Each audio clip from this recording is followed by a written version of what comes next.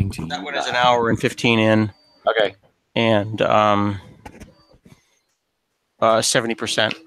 Ooh. Should be done by the time we're done. So you're doing black? Yeah, that's all I got the most of. I have a couple of samples of the wood, but Okay. no one's gonna. I can't afford it. It's gonna. That's what I thought. Black, I've got. Can you get white? Do you want me to do alternating? So I'm wondering. I was trying to. Maybe we should just do a couple of test ones, and then I was wondering whether I could paint the white ones on the surface with the flag that the country is. Oh yeah, absolutely. Knock yourself out. Spray paint. Maybe if you just start out doing two, we'll do one black and one white, or two different tracks as a sample. Then I can like play with them and see whether that idea has merit. Yeah, that's fine. I'll print a white one out next. That'd be great. Thank you. The but it'll take. There's a month's work here. Yeah, that's what I figured. So some other folks suggested I just go to the garage here and like. The thing is, though, it's not just. Yeah, it's an hour and a half, no matter what. We're talking about 3D printing, friends. Yeah. And Fuzzyhead here wants me to print out. Where'd they go? Is that my new name? That's your new name. Are you going to show them what I want? What I've asked you to print for me? It's impossible. Hey, look, it's my landscaper. Oh, hello, landscaper. Hello. I can show them. Hang on. Hey. Let me show them. Let me share my screen. Okay, so this is what I was showing to Scott. I am a Formula One fan. I watch Formula One with my son. And I have a racing rig at home where I have got my second Xbox One X with a dedicated TV and a steering wheel and a seat set up so that I can do sort of Forza and F1 racing in a quasi simulator. And so I wanted to decorate the walls around it. And I saw this. In fact, I saw a thing on Amazon first. There's someone who sells wood carvings, effectively, of all the different tracks. And then a friend suggested, "Oh no, wait! Like there might be a 3D printed thing on Thingiverse." And so they found it. And so there's basically every Formula One track from the 2018 season available as a Thingiverse 3D print. And then, of course, Scott, being the person I know who does 3D printing, that's fine. I'm just explaining what it is. I've got it up on the screen. Scott being the person I know who does 3D printing, I sent it to him and said, "Oh, can you just do this?" He's like, "Yeah, no problem," and didn't really quite realize, I think, how many there were here exactly. Right. So each one of these is like 8 by 8 inches. And then you kind of mount them on the wall like that, and they look, cool if you're into that stuff. So we might try some samples, and then we'll see if I can't. The other idea I had was if you could somehow, this is a ridiculous idea, I have no idea how I'd do it. If you could somehow backlight them, so that you could like embed lighting in the tracks. So no, they're not big enough. So they kind of glowed. Yeah.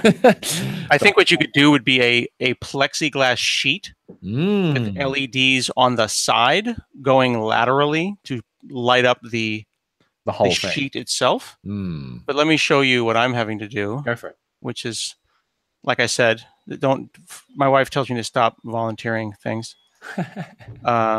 Here you go. So this is a simplified 3D. I go and take the file. This is the one that I'm doing right now. I just do in alphabetical order. The problem is the guy brought them like this. I see. So you see how it's... Oh, they're not like... Yeah, okay. Okay. So what I got to do then is I got to go like this. And I got to go, all right. Yeah. 90 degrees on the X. Yeah. Okay, that needs to fit in the bed. Yeah. It doesn't fit. Okay. So negative 33 on the Z. Yeah. There you go. All right. And then I have to go and do what's called slicing. Yep. So then we figured this out here. Okay, that'll probably fit. Yeah. Then it says, all right, it'll cost $1. It'll weigh 20 grams. It's 60, well, Satan's number of millimeters. And take an hour and 15 minutes. And that hour and 15 minutes is really about an hour and 45. So that's going right now. So I'll do that for each one. Wow. And then, like for some of them, I don't know. Like I've only done 2. So I mean, I've only sliced 2. Yeah. Yeah. So they're all wrong. So here's a funny shaped one. Right. By the way, it all looks, the thing is, from my perspective, as the person who is deeply disinterested in your sport. Yeah. Yeah. See, there you go. Largest part exceeds build dimensions. Yep. this looks to me like Delaware. Like all of these are just, you're basically asking me to print out a bunch of states that I don't care about. Right. There you go. So I just made it fit. It's 85%. So now what I'm going to do is go as high as I can without hitting the edge. So how big is your bed? Are those grids an inch? Yeah. So if you click here, I see. So it's 6 by like 9 or something. Bed. Somewhere in here is the thing that says how long the bed is. I see. But yeah, I think it's like 6 by 8. Okay. Well, yeah, 1, 2, 3, 4, 5, 6, 7, 8, and some change. Yeah. Right. So then here's one idea, right? But then that's 90%. Could I go 95 and then rotate again? Oh yeah. Interesting. But maybe can I get 100%? That's pushing it. Yeah. Here and here. But at the same time, if it gets much smaller than 80%, you're going to feel like one of them's going to look weird. Yeah, so, I get it. You kind of want them all to be the same thickness, right? Thickness. Yeah, the thickness I don't think will get noticed, but it's just like, I don't know. You speak this language. Which one of these is the weirdest shape, longest, wackiest? I mean, they're all different. like big goofy looking one. So they're like Monaco, which is the one that's on this weekend, is a really strange looking one compared to all the others because it doesn't look like a trash. Yeah, see, that's a difficult one because it's not rectangular. Yeah. Monaco. The Monaco. I guess he hasn't done it yet. Oh, Circuit du Monaco. There it is. Yeah, that one. Okay. Yeah, so like that's going to cause me some consternation. Yeah, see? So then the question is, do you rotate it?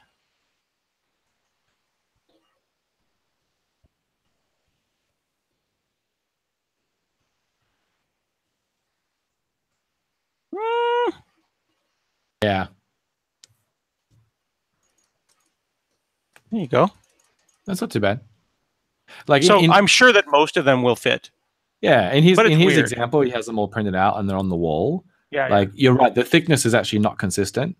Like as in like the road width is not consistent. The road width is not in any way. It's very it is one consistency. Because the tracks are all different lengths. He did what's called a stroke. He basically brought in the vector and stroked it with the same thickness. I see. That will probably touch. Yeah. So and you're going to need to polish it. It's not going to come out smooth, but it'll be fun, and it gives me something to do, and die of the fumes that are almost done. It'll be done in a second. Nice. So that's high quality content for the friends here on the. Yeah, there's already some people saying, "Is this what they're doing today? Like, is there an agenda?" Are they literally saying that? Someone's like, "What's the agenda for today?" The agenda is awesomeness. And I said, "We're just doing this." Well, but see, this is what I want my friends to ask me to print out. Right, like a 3D printed Game Boy in a Raspberry Pi. Yeah, that's what normal people. Normal people. Yes. Who are you to judge who is normal? I ask. But it's I got so many other 3D printed things that are better. But anyway. Oh, did you see on Jeff Fritz's live 8-hour? Jeff Fritz did a live 8-hour caffeinated workshop. Mm-hmm. For those of you who love live content and cannot get enough of it. Take a look at live.jeffreyfritz.com. He had Glenn on, and it was basically live coding. So if you think that this show sucks, take a look at this. It's actually pretty cool. And he's got a playlist up here, which is pretty cool. And I believe he did a specific one. Jeff Fritz and Friends. See, all of this good stuff. And where's the one he did? Should probably subscribe. Subscribed. There you go. C# workshop. Let me put that in the chat, and then you can put that in the there. I put it in the chat there, and you can put it into the other chat. Anyway, So this here is really cool, and he actually had Sheriff Ford, and he had Maria, and I was last. And in my thing, I think I told you about this. Did I tell you that I installed PowerShell on a PowerShell core on a Raspberry Pi along with .NET Core, and I took my podcast website, which is written in ASP.NET Core 2.1, right, and got it running fairly nicely on a Raspberry Pi, very effectively on a Raspberry Pi. It required, I don't know, 2 hours to set up. It was minimal. And then I converted all my build scripts from batch files to PowerShell core. And then I ran my tests with a new test coverage thing that we talked about that called Coverlet. And I got code coverage and everything. And I now do the build inside a Docker container inside the Raspberry Pi to Linux ARM. Nice. with the Linux ARM SDK that Peter Marco and friends did. So you're writing a lot more code than I am. Well, you're a manager now, and you're growing your hair out, which is making us all deeply uncomfortable. I literally started trying to get the live ASP.NET site running on 2.1 again the other day. Oh, good. That's fun. Well, we should do it live. We should do it. Well, so I don't know if you remember, but when 2.0 came out, I did record a bunch of live streams where I updated it from 1.1 to 2.0, but I never deployed it. I even changed it to Razor Pages, did a whole bunch of stuff. It never got deployed because the GDPR cookie stuff happened at the same time, and I couldn't do both at the same time. It was a long story. So I went back to do it the other day, and I spent 2 hours on it, and I got a little bit into it, and then I haven't had a chance to even open the solution again. Like I haven't had a chance to write code. It might be fun, not necessarily today, but someday. I would love to do it. I just need to make time. Like it's just one of those things. It's like making time to do it. And hang on. Go ahead. Keep talking. I'm talking. Yes. I did want to talk about some stuff today. I was hoping that we could do a recap of what happened at Build, because I don't think we've met since Build happened and we had an RC come out for 2.1. I can talk about what the plans are for 2.1 RTM, which is very close, like really, really, really close. In fact, I think the last time I was on the show, I gave an overview of the extremely early ideas for 2.2 planning, which we've got a little bit further with that now, but I can tell people about the sort of wrapping up 2.1 if you want to hear that. And now you're not listening to me, are you? I can't hear you.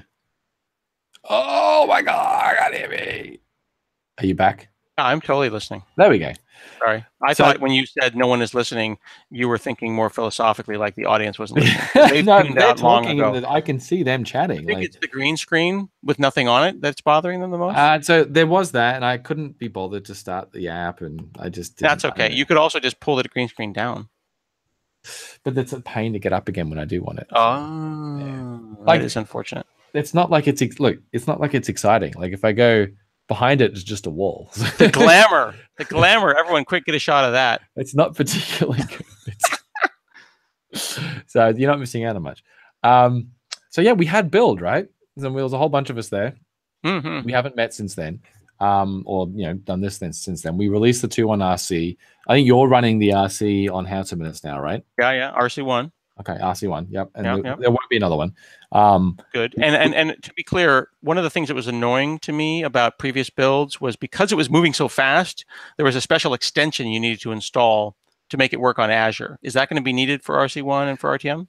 No, so the current plan moving forward with regards to Azure App Service, because we have to be careful. Like in the past, we've always said Azure, and we kind of mean Azure App Service. A valid point. That's a valid point. With Azure App Service, which is a PaaS specifically, if you're not using their containers feature or their Linux deployment, standard app service used to rely on ASP.NET Core being or .NET Core being installed. We will no longer be deploying preview releases of any kind to Azure App Service. So now what we have in VS is the self-contained publish is an option during publish to Azure App Service in VS now, which makes it super easy to deploy whatever version you are using on your build machine because you just self-contain it with your app. And because of all the build improvements and startup improvements we've done, that actually performs pretty well. So RC1 will be the last preview that we ever deployed to App Service. It is on there, but we don't plan on doing another one. Obviously, the RTM will be deployed, and that will happen next week when RTM comes out. So the current plan is that the RTM for 2.1 will ship on May 30th, which is next Wednesday. Oh, that's cool. Yep. And what I hope to do is tomorrow, I'm going to put together a wiki page on ASP.NET/home, which points people to where they can download the RTM SDK a week early, if they're so inclined, to give us, to basically get some early feedback. So the reality is the build that we have right now is almost guaranteed to be the build that we ship next week. I cannot foresee anything that we would find that would stop that happening now, but we're already queuing up fixes that we will release for the first round of servicing. Okay? Why? So forgive my ignorance. Yeah. But why would you not just wait a week or two, and then if this whole idea like I'm going to release Windows, and then 5 days later there's an update. There's lots of reasons why we have to be date driven by certain dates. Okay.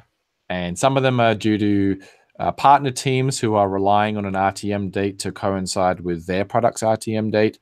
Some of them are to do with processes around how servicing works. Some of them are to do with partners that embed .NET Core in their products that aren't Microsoft based. There's a whole bunch of reasons why we can't just say it's ready, we're shipping it. Okay, so then these bugs, like let's say I'm going to go and upgrade my site to RTM on the 30th. Mm-hmm. Then something comes out a day later. Does that mean that it's probably not a big deal? It won't be a day later. So currently what we're hoping... Or 5 days later, or a week later. Yeah, it'll be a little more than that. What we're hoping, it'll probably be 2 weeks. So what we're hoping is, RTM will go out next Wednesday, like publicly. Like I said, we'll do a soft launch tomorrow, and folks who want to could go and grab it. It won't be on NuGet tomorrow, though, so you'd have to configure a MyGet feed to get packages. Yeah, it's not worth it. Right. So, I mean, like there are some folks who are happy to take like EAP builds, right? And so you can take the EAP build, you could do local dev, you could publish it standalone, it would work, and it is the real RTM bits. And then if we find, if we get enough, if some folks do that, some MVPs and some other folks who are inclined, I'll share it on Twitter. And they do happen to find something, then at least we get a week head up than more than we would have otherwise. Because to shut down the servicing, we can't release a patch in an hour. It's just not how it works, right? And so we have to be able to, there's a bit of lead time required between when we find something and then the next release it can go into. And so we hope to have the first servicing release wrapped up about a week and a bit after we RTM, so about the 8th of June, with the idea that we would release it the week after that. Now, we have a bunch of fixes that didn't make it in for RTM that will meet the servicing bar, so we'll do in that first release. But none of them should be none of them should be things that would prevent someone from running. Most of them have workarounds, or they're either things that we just need to fix in order to be correct or more stable or whatever it is. So anyway, that's the timeline for the 2.1 stuff. Like I said, hopefully tomorrow I'll share for those folks who are inclined and want to get stuff super early.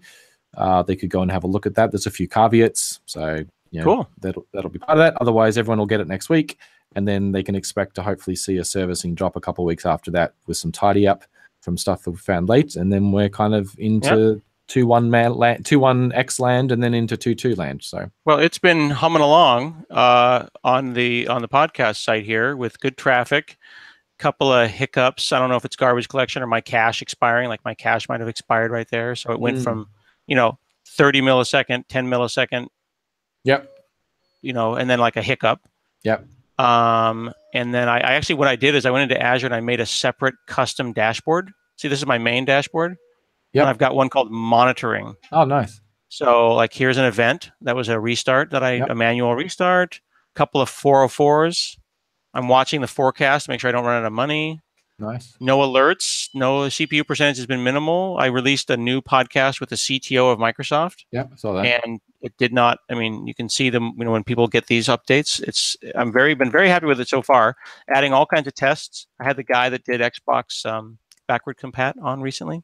Yes, I listened to that. This guy's a freaking genius. Good. Yeah. So pretty happy with the way things are going, and I'll upgrade ASAP.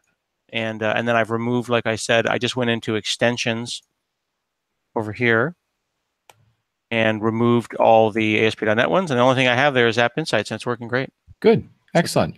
You can keep the ASP.NET Core Azure App Service extension if you want to integrate with things like Logtail, the log stream feature. Okay. So if I go here to choose extension. Yeah. This one here? Yes. Okay. That's the one that actually enables, like, you can go to the blade and say turn on application logging and like have it go to blob storage or table storage. That's what that one does. So that's a good thing and won't hurt anything. No. All right, cool. Good deal. So a couple of people are asking for some clarifications on some stuff I said. So yes, I said we don't plan on shipping non-RTM bits or preview bits to Azure App Service from now on. That does include RCs. So because of how the roll forward policies work when a version gets removed from a machine for framework dependent apps, you will never get rolled forward from an RC, basically a preview of any sort, to an RTM build. And so installing RTM builds on a machine can cause issues when it comes to cleaning them up later. So we would rather, because basically when you remove them, all the apps that were running on them break. They just don't work anymore. And so whereas things like 2.1 or a 2.1.1, or they can be removed after newer versions are installed, and the apps will automatically roll forward to them. So due to size constraints and a whole bunch of things, we from now on will likely not release those on Azure App Service. And if you want to deploy an ASP.NET Core app that's using one of those builds, you'll just have to do a self-contained deployment or use a container using App Service for containers, or use the extension that you alluded to, which actually brings the runtime onto the machine for you. So there's lots of other options, but so yeah, that shouldn't be an issue. The other one was the VSTS. So some folks who are using VSTS for CI and CD, we're currently syncing with them on the timing for that. So how quickly we can get the 2.1 bits available for build agents for VSTS, and we'll circle back shortly to let you know when that will happen. Obviously, when we do the post to announce that 2.1 is public and RTM'd, we'll include details of those things if there's any lag. I had a question that came up on my blog that might be worth noting, if that's okay with you. Of course. So if I switch over to here, let me tell you can see my screen. Okay. Let's say that I'm here. For crying out loud. Oh, D. Sorry. I can only do it when no one's looking, right?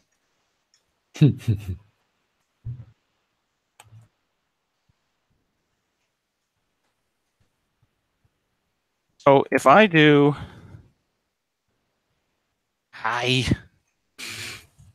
sorry. If I do this .NET -- info, I got all these previews and stuff. Yeah. But this will be 2.1.300. That's going to be the SDK, right? Right. 2.1.300 will be the RTM SDK for 2.1. Okay. And where's the 2.0.1? Is that this one here? Yeah, so 2.1.200. So you've got it right there. Yeah. That was the release of the SDK that went out with 2.0.8, I think it was. Okay. Right. All right. So that means if I go like this, .NET New Global JSON. That's embarrassing. I'm really good at typing. That's what you get for pointing out my hair over and over and over again. Yeah, it's true. It's revenge. At least no one's pointing out my braces. 2.1.200 proper. That's SDK 2.1. Yep. But runtime. Okay. Yeah, so that should be the version of the SDK that is currently shipping in the supported versions of Visual Studio. So like 15.7 should have shipped with that SDK, I believe. Okay. So if I go in here, here's a Razor thing, and I just made it in here. I look at the CS proj.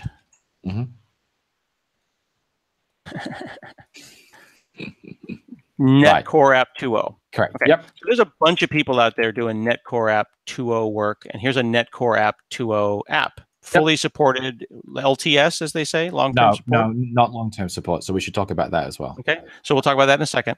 But then let's say that I remove that global JSON. So now this is the .NET 2.1 SDK that's got all that new fast building stuff, right? Yep. So I can go .NET build on that. Yep. And bloop. 6 seconds. Do it again. Build it again, less than 2 seconds. Yeah. Hot build. On a hot build, as they say. But to be clear, this is still a 2.0 app, right? Yes, so that's correct. Is what I just did how you do a 2.0 app, but it's still a 2.1 built app. You can use the new SDK, you get the speed benefit. Yes. But you just keep that 2.0. And then it is the equivalent of installing a newer version of Visual Studio, but continuing to target .NET Framework 4.6 instead of 4.7. Okay, so new SDK equals fast builds. Yeah. And then the same runtime equals, reliable, and you don't break anything, you don't worry about it. So so like touching on your LTS thing, the current LTS releases are 1.0x and 1.1x, where the X is the latest patch release of those, right? There has not been a 2.x LTS at all yet. Right? That we intend. Oh, there you go. Right.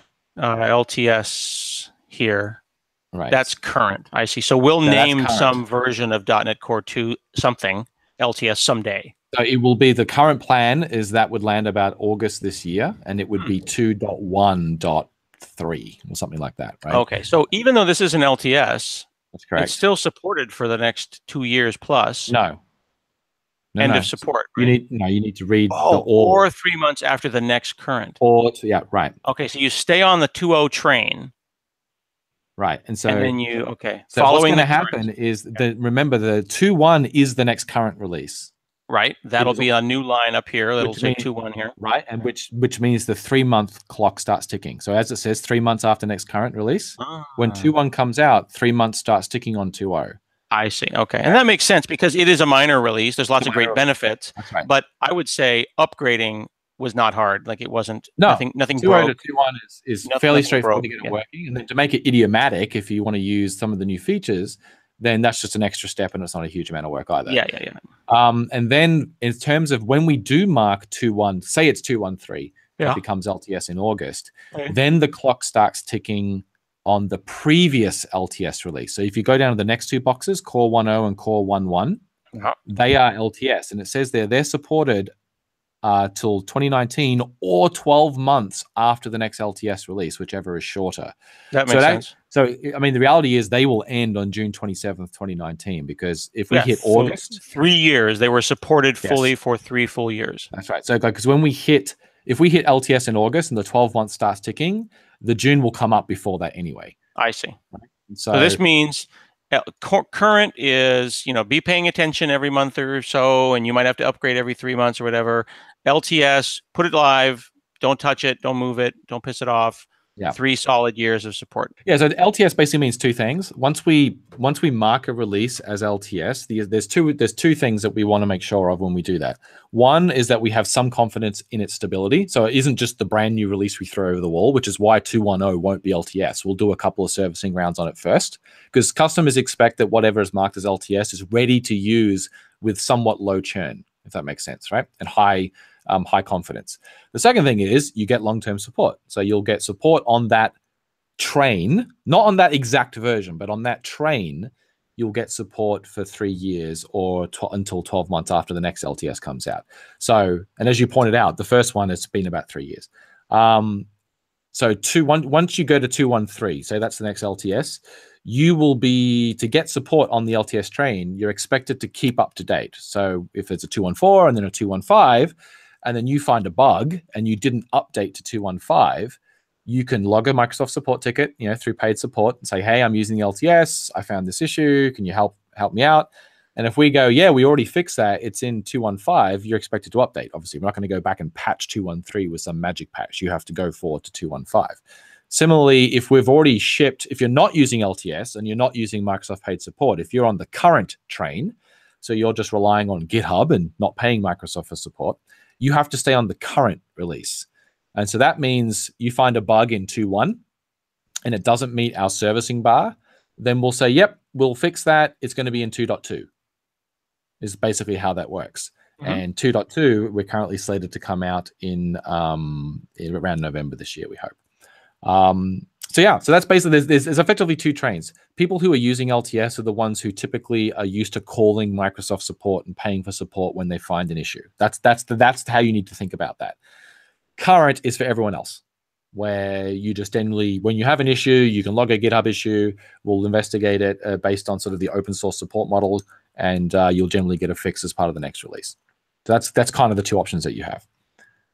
If you're in Visual Studio and you only get .NET Core 3 Visual Studio, just use the version that comes with Visual Studio. So today, 2.0x is what's in Visual Studio, and it gets updated every time VS is updated. Hey, your thing's done. Ooh. That will change. So we will update 2.0 to 2.1 in Visual Studio in probably the next release, the next minor release of Visual Studio. So 15.8. So file new will change to 2.1 in VS in 15.8 if everything goes according to plan. Which, of course, lines up with the support stuff we just talked about. Ooh, look at this.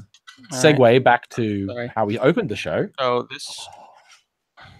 Yeah, so unfortunately, I don't know the tracks, all of them well enough. My son would look at that and tell you what track it was. But really? I'm not. You'll get a guest star. I only know a couple of them. This one is... You should hold it up. Let me have a guess first. Let's see if anyone in the crowd can pick it first. That is an awfully long straight. I was going to say Silverstone, but I don't think that's right. This is Could be Albert Park. Autodromo Hermanos Rodriguez. No idea then. Where is that? Is that Spain or is that Brazil?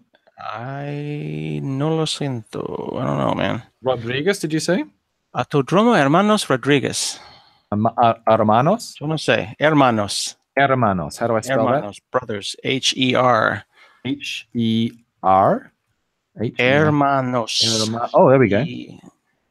That is in España. It's in Mexico. That's the Mexico. Mexican Grand Prix. Mexico. It's actually a really cool track. So part of that track, which you can't see on here, I think it's the top bit right up the top there, like at the top of the screen. That part of the track is inside an old baseball stadium. Is it? And so you can sit in there and you can see the cars come in and come around right in front of you in stadium seating. It's actually super, super cool. Cool. I don't know if that's part of it. That came out like this. Pretty cool. You can see how thick it is. It's pretty sturdy. And you saw that it came out goofy, and then you kind of just get an X-Acto knife and you brush it off. So there's a black one. I'll do a white one later. Nice. That took an hour and a half. Wow. One side, the side that was on the thing, it's super nice. You see see that tough turn right there. Yep. Got a little goofy. You clean that. This is the top bit, less shiny. But you can also get some sand, some sandpaper, some high, not high grit, small grit. I don't know, the little one. The fine one. Fine one. Like wet and dry, we used to call it on the show. So now 22 left. One down, 22 to go. Cool. That's good. That's fun. Yeah. Anyway, so we were talking about 2.1 LTS, how that will change support, and 2.2 coming after that. Yep. So that's all goodness. Cool. Someone then had a question. Sorry. Oh, okay. I have a question. So someone asked, will you sponsor a Tech and Power benchmarks round after the release so we can annoy our MS hater friends with the results? We don't have to. So I will share my screen and I will update folks. I was going to share mine because I've got the website up. Do you want to? Do you have the website? Go for it. Well, so what I was going to ask you, which is probably related, is I just saw this tweet.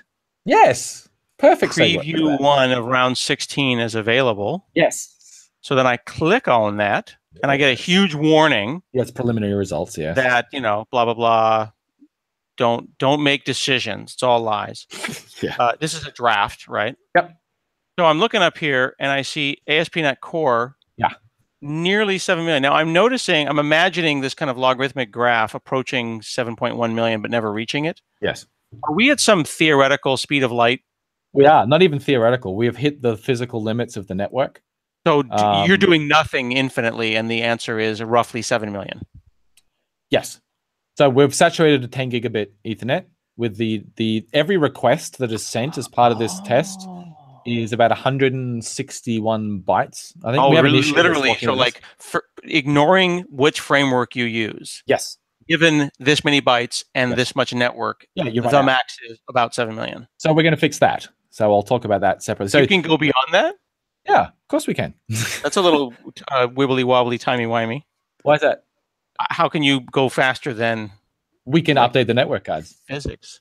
We can change the networking. Oh, but wouldn't that then mean that these people could go faster too? They will. Yeah. So like this will spread out again. So what we want to ensure is that the environment in which Tech and Power is hosting the test, you want the environment not to be a bottleneck, right? Oh, interesting. Okay, so all of these folks that are clustered around from here to here, the 7 million club. Yes. That top 10. Yes. Which is all, basically it's like we've reached the Usain Bolt limits of human endurance. Correct. Now let's put fancy shoes on him and then move to the next level. Right. So who knows? Maybe it'll spread out. There'll be 10 million, 50 million. I don't know. It will definitely spread out. So the order won't change. It shouldn't. But the top performers will spread out. So that percentage there, which basically says, number two, we are number 9 or 10 here at the moment, and we are 99.3 of the two top ones, which are basically in the same number. That will not be 99 anymore. We fully expect them to pull away. Like you can see, the top ones are written in native. Well, that was the question I was going to ask. Is that I showed this to people who are not, myself included, not educated about these things. What are these? Like, why have I not heard of that? Is that someone's PhD thesis? Some of them are, yeah. So Tech and Power doesn't care who makes it, right? Like some of these are very much a single person wrote a framework and it's on their GitHub repo. So this is a thing. Like if I go searching for that, what does that mean? That one. A C++ library. Oh, Highly optimized class library. That doesn't feel right. no, it's that one. Oh, this is a C++. It's a C++ library.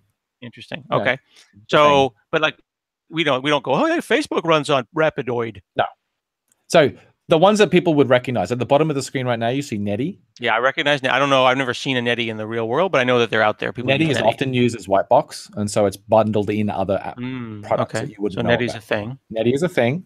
Tokyo is a Rust server. There's a bunch of Rust entries now you can see there. Oh, cool. So Rust is fast. That's good to know. And I think Actix, which is a Rust server there, that's actually written by someone that works at Microsoft, I found out. Ooh, that's cool. It's not, I don't believe it's used in a server production environment. Could be, though. Actually, that's a good point. Look at all this. Rust. And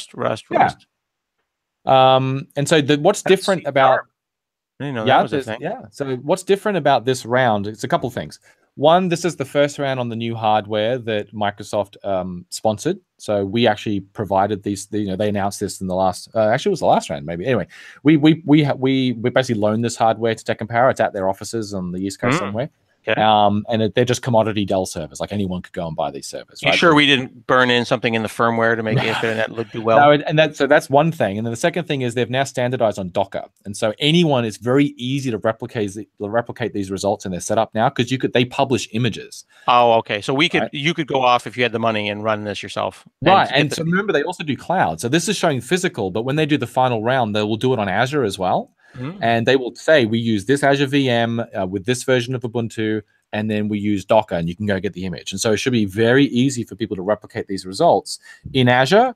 And if you have like this type of hardware, this hardware is not super expensive, by the way. These weren't like $40,000 servers. These are like R440, so it's a Xeon Platinum, I think. Okay, like a $3,000 or $4,000 computer. It's like a $5,000 server, right? Okay, so the kind of stuff Stack Overflow runs, or like less? Yeah, in some ways less, right? But it's similar CPUs. They might even have more CPU. They definitely have more RAM. Okay. So they're not like holy crap servers. They're good servers. They're not the best servers in the world. So, and this was 10 gig network, as I said. Nick asked, if we're going to update the network, what are we going to? So we're going to 100 gig network. We're going to fiber, QFS. I bet you I could download my 4K Xbox games faster on the network like that. Well, there's two reasons. So this test is limited on raw throughput, just bandwidth. The ingress, that is from the client to the server, is maxing 10 gigabits per second. And what did you say each request is? About 163 bytes. Times 163 bytes. You can do the math. There's an issue that does all the math, but you can do it again. Is 11. Yeah. No, wait a second. 1.1 of something or 11 of something else. Yeah. Gigabits? Yeah. 11 gigabits. Well, except that this isn't. Well, that's bytes. And that's requests per second. That's right. And so, but of course, it's measured in gigabits, which is 10 base 1000, not 1024, because it's not storage, it's networking. Blah, blah, blah, blah. Yeah. Yeah. So there you go. So that's so you can see we're bumping up against it. The JSON test, if you go to JSON serialization, which isn't actually a test of JSON serialization in reality, it's a test of non-pipeline. So now this is where I, as a decision maker, panic because ASP.NET's nowhere to be seen, and I've clearly made the wrong decision. So this is why you have to, you can't just take them. You have to understand what each of these tests do. And they do, they have like good pages that talk about exactly what these tests are doing. Okay. So if you scroll down, your ASP core is much higher here than it used to be. It's still almost a million, but that's cool. So these tests, so scroll up, you can see there's still a bunch of clusters. Well, this is interesting though. I panicked, but I'm like, well, it's 950,000. The max is 1.2. So it's not like it's like, yes, you scrolled. But I could have scrolled. And that's a drastic improvement from where we were in previous rounds. Now, this, however, is clustering at the top.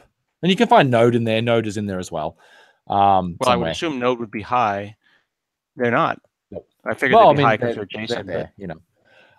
So they're clustering at the top as well. They're hitting a limit. And we think that's the packet switching limit. Oh. Right? Because that used to be a lot more spread out when we didn't have as much CPU to use. Now we have a lot more CPU.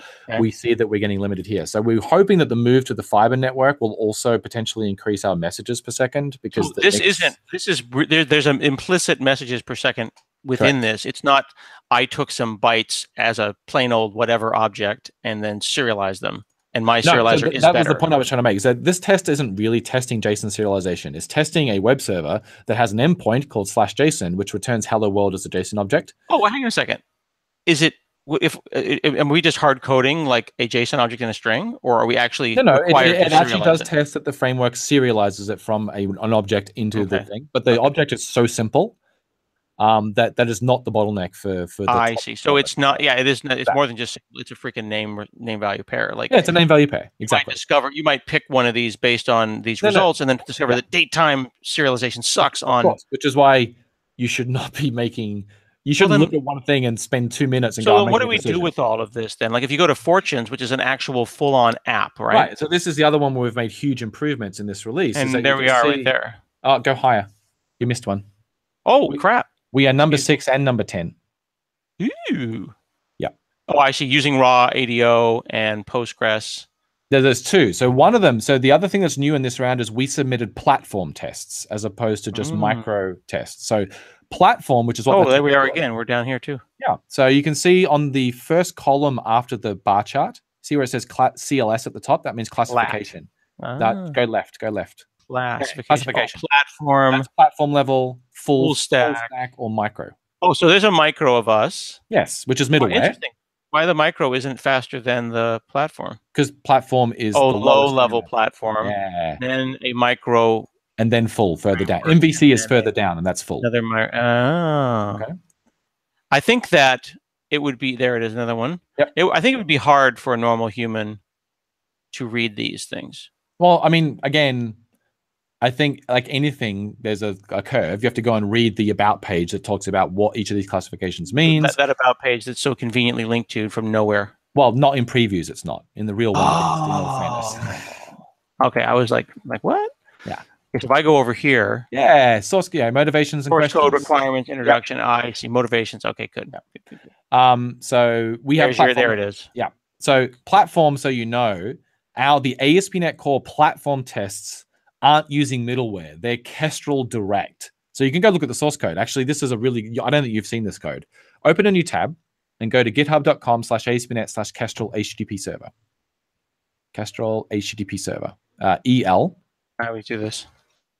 HTTP server. No, it's one word. Kestrel HTTP server. Sorry. Is this Kestrel? This is what we think of. This is Kestrel. This is the web server Kestrel. Okay. So go to benchmark apps platform benchmarks. That's it. And then go to HTTP application. This is Octatree on the left here, by the way. Yeah, it's a great extension.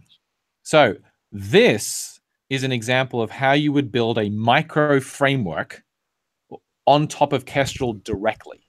Okay. So this is some extensions you're adding on top of T-Connection, right? Which is the new bedrock stuff in Kestrel, which basically lets you write code that plugs into Kestrel's listener stuff directly. So if you go up, see that on the left is this is part of ASP.NET Core connections, IHB connections, the lowest level. Super lower layer. Yeah. So if you go to benchmark application on the left-hand side. Hang on one second. Is this the thing that David was geeking out about? Yes. Okay. Yes. Which one? So go to benchmark application. This is the actual app. So this is the app that's running when we do platform. I see. So you get like hard-coded headers and stuff. No, well, so they're not ASCII string. What is ASCII? These are hard-coded strings. So when you want to return a content length header, you need to know the content length name. And so they're pre-allocated hard-coded ASCII strings. So this is a helper type that is optimized for doing. It smells like Ben. It is Ben. You ever read code on a team member's stuff and you're just like, Right. But go see line 35. So we call you, or line 36, sorry. We call you when we get the first request, we get the request start line. Look at all that span of T goodness. So this is where you see span, like this is how Kestrel. Now we're not passing char stars around. Exactly. And and so then the dispatching, so the routing, like in quotes, is line 41, right? If we're a get, line 39, and the path is plain text, right? Then we're going to we set the request type to plain text. Right. So let me see if I can analogize correctly here. If the goal is build a car that wins a race. Yes. Maybe, what depends. Do we need to turn? We don't need to turn. All right. I will just not use. Well, this is turning to be fair. Yeah, but I'm just making, to be clear, you can turn two ways. Yeah. But, there's you can basically say, I'm going to build a really fast car without a steering wheel because I only need to go straight. Yep. This is an optimized benchmark winner. Yes. Now, as are all the others. What's interesting is a lot of people say that, oh, this is a benchmark winner. This was designed to win a benchmark. I didn't mean to dismiss it. No, at I know, all. but like it's In fact, worth. we could. I know you didn't mean that, but people say those things. What's Those people interesting suck. is in the microservices world, when people use things like Go, we have seen real world examples where people do this. So Go gives you an HTTP server and not much else out of the box. Otherwise, you pull other stuff in. And they go, I want my entire service to be 500 lines of code. It's a self-contained app. This is what I want it to look like. And this is what they end up looking like. And the service does one thing.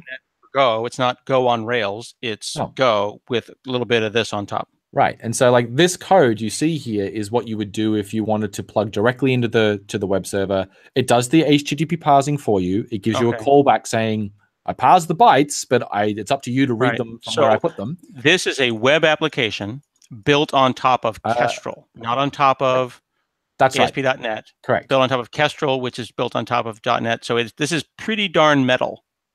This is like I said, this is basically, it avoids the whole middleware pipeline and HTTP context and all that stuff, like DI overhead and all that stuff. It's literally just Kestrel request comes in, you get a request, and then on process request async on line 54, which is after the start line gets read, you then go, well, am I doing JSON or am I doing plain text? You can navigate to plain text. It's like 2 switches, and then you get down to business.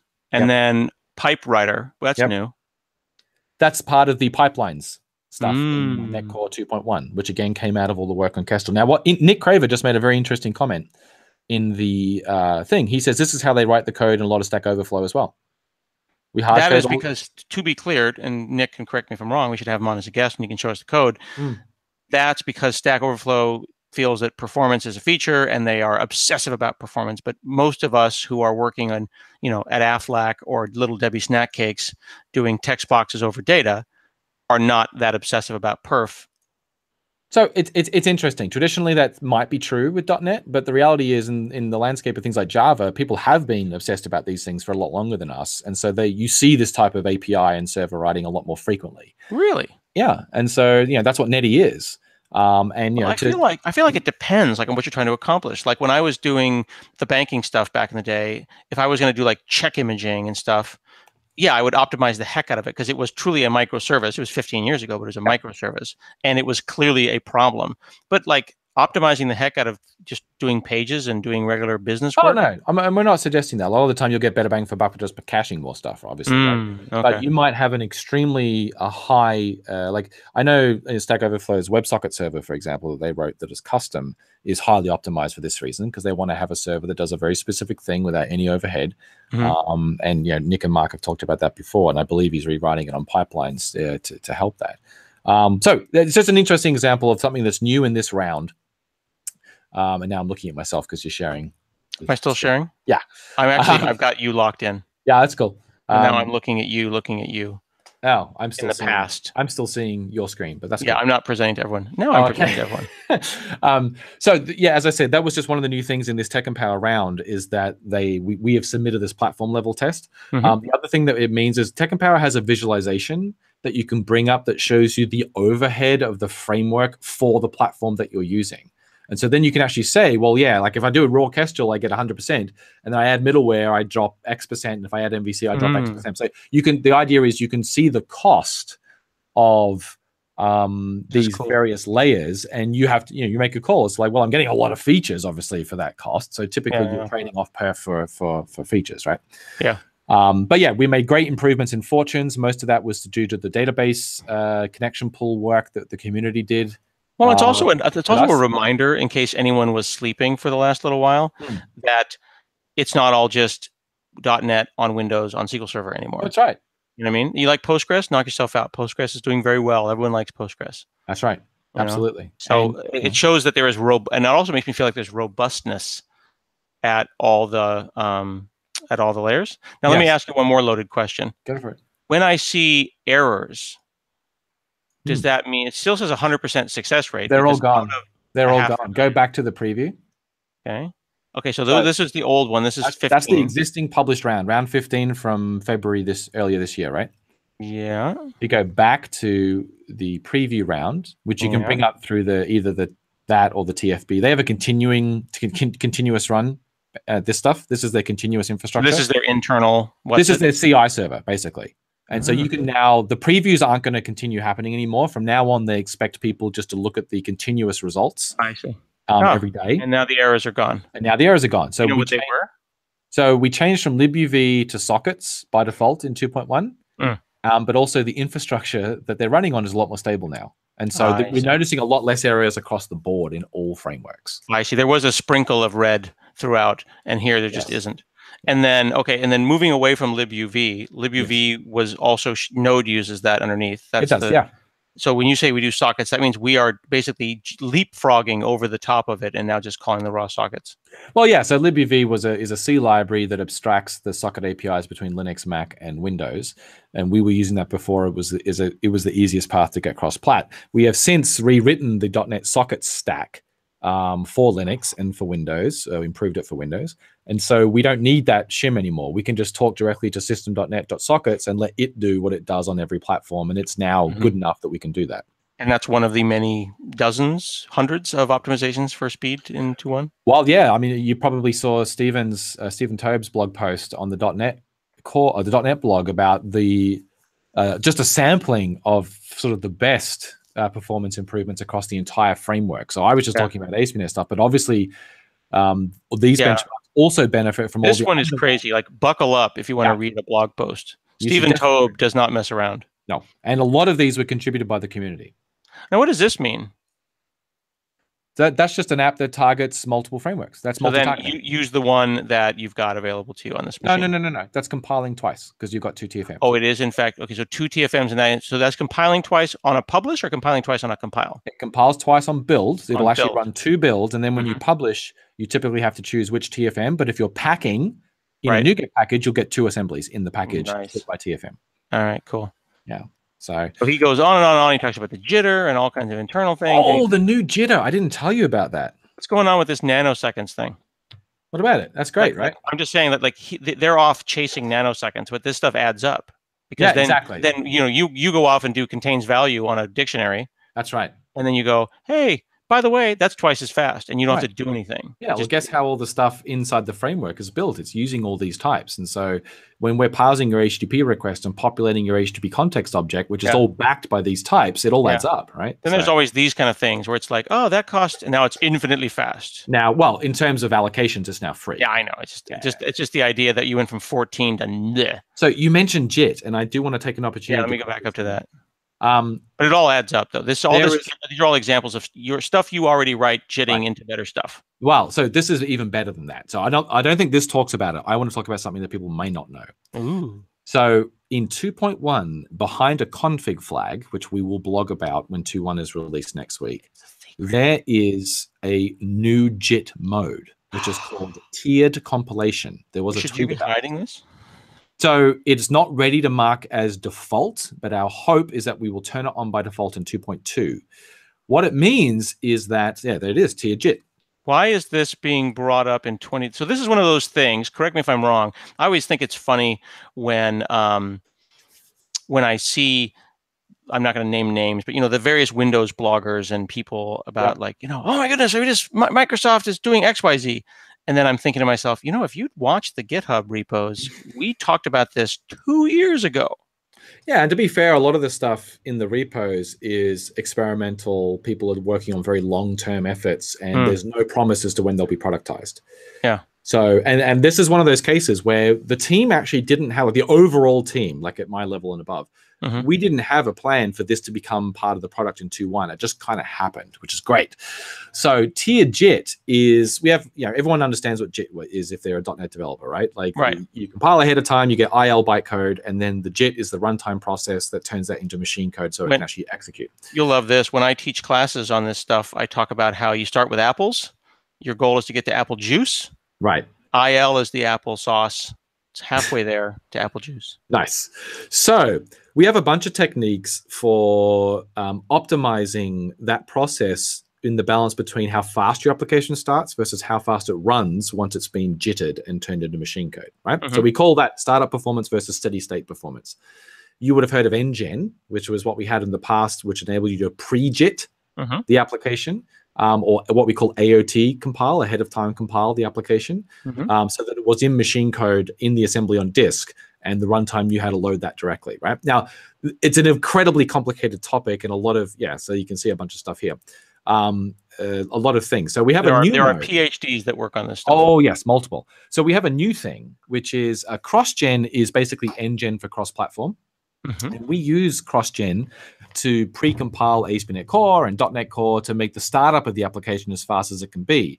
Unfortunately, cross-gen has some limitations, which in order to maintain like serviceability of the assemblies that are cross-gen and a bunch of other things, it is slower. As in, it's faster to start up, but the steady state performance, the actual quality of the code, isn't as good. It can't as aggressively optimize the code. So you've heard of things like inlining, right? Why can't it aggressively do it? Doesn't because have enough time? It has to preserve assembly boundaries for things like servicing. And so it can't do things like inline cross assembly. So there are some conservative rules it has to apply to make sure that other cross-cutting concerns are met. That's correct. We have to trade off, and we have to pick one thing over another. Now, tiered compilation gets be fast or have breaks. Right. Yeah. So cross-gen is our solution for startup performance, but unfortunately, you take about a 20% hit in throughput. Tiered compilation gets it all back. 20%. Yeah, it's a lot. Tiered compilation gets it back. So what tiered compilation does is that on app start, it kicks off a very low quality but very fast JIT phase. So this is in quotes here. Imagine this in quotes. Code starts out interpreted. That's like get starting. Everybody starts running slowly, but at least you're running. So just to be clear, that was a theory. We didn't actually. This is a theory in 2016. This is a person theorizing why we're not doing that. Right. And I'm pointing out though, like you can either start running right away and get your feet underneath you and then improve your stride. That's right. Or you can sit at a stop you are not moving, and you can think really hard about a good stride, and then immediately start with a good stride. What if you could do both in parallel? And so that's where we have today. What we have in 2.1 is that if you turn this flag on in your project, your project will use the framework in its cross-gen state when it starts up. Yep. And this is the part that makes me sad. Yep. No one's giving him a happy. Can we get in there, kids? We should. Let's go. I want everyone to go there and hooray. Everyone goes and hoorays this. Okay, there you go, folks. I want to see nothing but hoorays. Just to finish the process of what happens, you'll start the app. Things that are cross-gen will load very quickly. Tiered compilation will kick in to do a cheap compilation of the stuff that needs to be jittered to get the rest of the app running, and then it can kick off a higher quality background compilation, including the stuff that was originally loaded as cross-gen, that does, like I said, a high quality compilation, which results in better code that can be better optimized so that it runs faster. And then this is just the beginning. The assumption is that over time, it identifies things like the hottest paths in your code. So it will only do this for things that are actually hit, right? So I'm in here. Yep. And then I go. That's a config knob. Yeah. Config knob. Yeah, so that's in the run. There's a runtime config.json file that gets deployed with your application when you publish today. Oh, at the time those settings. Publish, I'd have to go and. So can I start in app settings? No, if you're so today, are you using the RC? Yes. So the easiest way to turn it on in RC is to use an environment variable. Oh, okay. I don't know what it is. It's like com plus underscore. But you're saying otherwise I'm digging around in runtime config after the fact, after publish. Kind of. In 2.1 RTM, we now have a project property, a CS project property, tier compilation true. And then that will flow all the way through into the runtime config file and tell the runtime to use the tier compilation mode. That. Yes, there you go. So that will now work in the 2.1 RTM build. So to my original point about if people were just paying attention, here, me knowing nothing and having minimal competence at programming in general, just by you giving me some keywords, it took me, and to be clear, it's not like we have an agenda or I am prepped or in any way organized.